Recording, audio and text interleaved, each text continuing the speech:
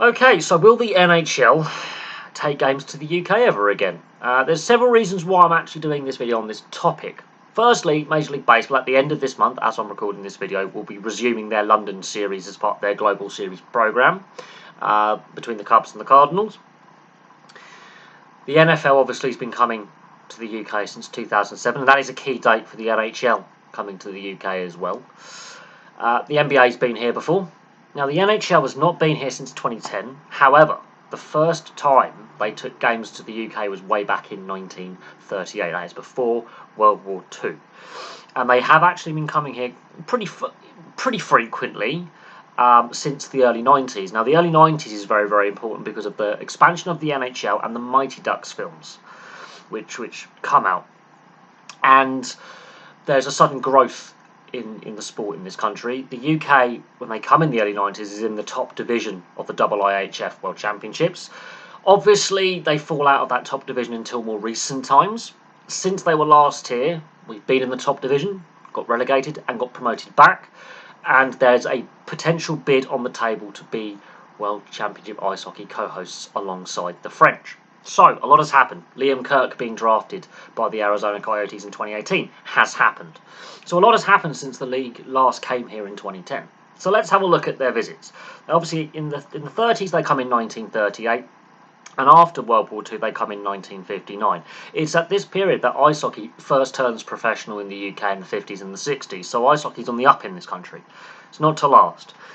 The NHL then returns in the early 90s in 1992, and this is crucial because this is when the Mighty Ducks film comes out.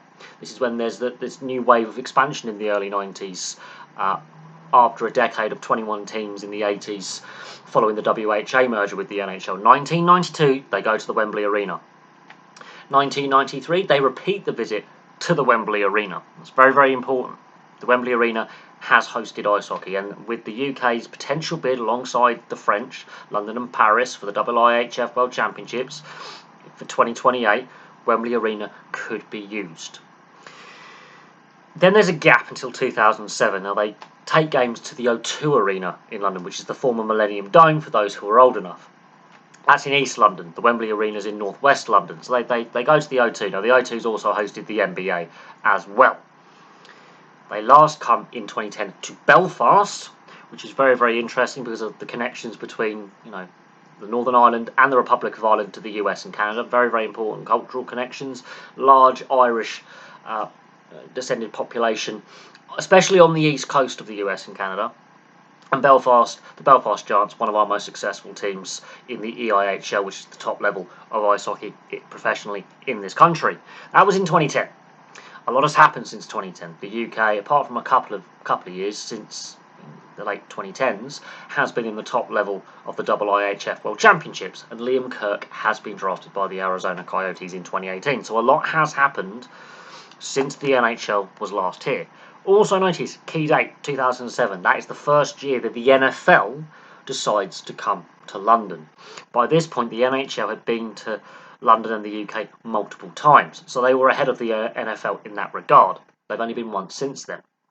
The NFL has now turned London into their little nest egg, basically. So, since 2010, obviously the NHL has had its own global series, has been all over Europe, and this year will be going to Australia. Now that has raised some eyebrows because Australia is not really seen as a traditional ice hockey market. It does have its own ice hockey league. 2 Australians have played in the NHL. One of them is currently still playing in the NHL, and an Australian has won the Stanley Cup, so that's sink in. But they decided to go to Australia this year. But let's have a look at the possible locations. London obviously will be top on the list. You've got Wembley Arena, you've got the O2. They've proven in the past that they can host ice hockey. The issue is, I think we don't have a professional elite league team in London, but we have this potential bid with the French for 2028 for the IIHF World Championships, and they want London to be a host city. Initially, they were planning to go it alone with Sheffield and Nottingham, which are 2 other good locations, and 2 very successful teams in the Sheffield Steelers and the Nottingham Panthers, one of the biggest rivalries in British ice hockey, and there's a very famous moment in 2001 where there's a 18-minute line brawl, the Battle of Lower Parliament Street, which is trending on the internet consistently year after year on YouTube. And also they've been to Belfast. These are the cities with arenas that are suitable for ice hockey. I mean, Belfast, Sheffield and Nottingham. I mean, Sheffield's got 2 ice hockey arenas, so they're more than capable of hosting an NHL series. But will they come here again? That is the key thing. So what is interesting is the NHL, as I say, hasn't been to the UK since 2010. The other major leagues have. Even Major League Baseball has now seen London as a key location to grow their global fan base. So the NHL doesn't make as much money as the other 3 major leagues. Doesn't make as much money. They do lag behind in profits. There is a big fan base over here. I'm going to say that now. There is a sizable NHL fan base in the UK. This could be a very good move for them to come here.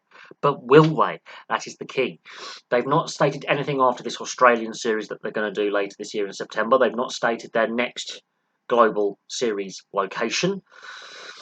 I wouldn't be surprised, however, if the UK, maybe London, maybe Belfast, maybe Sheffield, maybe Nottingham, isn't on that list of let's go back here.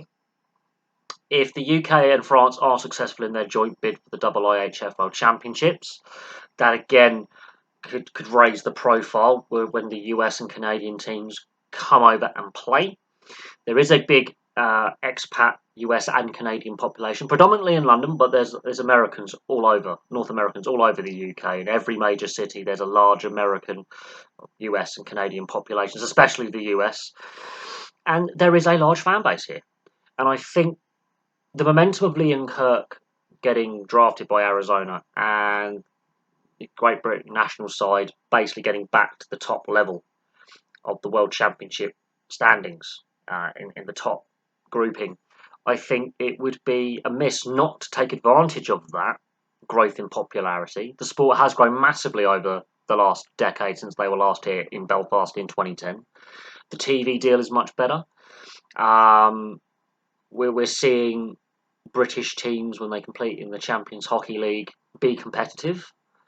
And the Continental Hockey League kind of, version, they're basically the ice hockey versions of the Champions League, be reasonably competitive and play well and get to latter stages of tournaments. So it would be interesting to see if the NHL will come here again. I think it would be very, very profitable. Other locations, obviously, they've been to far more regularly. But it has been a long time since they've been here, and they are losing ground to the other major leagues who are now seeing places like London as nest eggs to make a lot of money and grow their international fan bases. The NFL has proven that. The NBA has proven that. And Major League Baseball is also getting on that gravy train. So they don't want to get left behind with that global growth, considering that a fair proportion of the playing base comes from Europe in the NHL, far higher than the other major leagues. So it'd be very interesting to see if they come here. They've not stated that they won't, but we'll see what happens going forward. Obviously, CBA negotiations and these overseas games, the players have to have a say on it because of the travel. And if they were to come here, it would have to be 2 Eastern Conference teams as well, just for the time difference, because we are 5 hours ahead of the eastern seaboard of the US and Canada and 8 hours ahead of the western seaboard of the US and Canada. So timings, TV timings are going to be crucial. But they love absorbing our sport, like our Premier League football, our rugby league, our rugby union. They love absorbing and watching our professional sports. So there is that connection. So we'll see what happens. But from me, for now, thank you very much for watching. Place your thoughts in the comment section below, and I will have some more content for you very, very soon.